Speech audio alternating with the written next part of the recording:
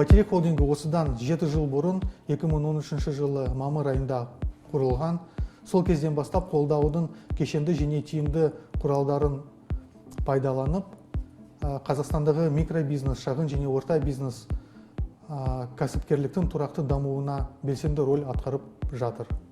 Бұл бағытта біздің еншілес компаниямыз Даму қоры көшбасшы болып табылады. Даму қоры құрылғаннан бастап осы күнге дейін шағын және орта бизнеске 5,5 триллион теңге 90 мың жобаға қолдау көрсеткен.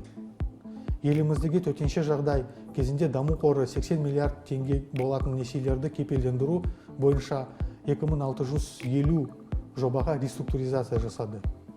Сонымен қатар, дағдарысқа қарсы шаралар шеңберінде Даму қоры жүзеге асыратын бизнестің жол картасы 2025 және қарапайым заттар экономикасы бағдарламаларына тиісті өзгерістер енгізілген. Бизнес жол картасы 2025 бағдарлама бойынша субсидияларға қатысты салық шектеулер алынып тасталды. Кредит сомасы 6%-ға белгіленіп, субсидиялауға жататын кредит сомасы 7 миллиард теңгеге ұлғайтылды. Сондай-ақ айналым қаражат толықтыруға берілген кредит да өсті. Қарапайым заттар экономикасы бойынша бағдарламалы қаржыландыру 1 триллион теңгеге дейін ұлғайтылып, өтеу мерзімі 10 жылға дейін ұзартылды.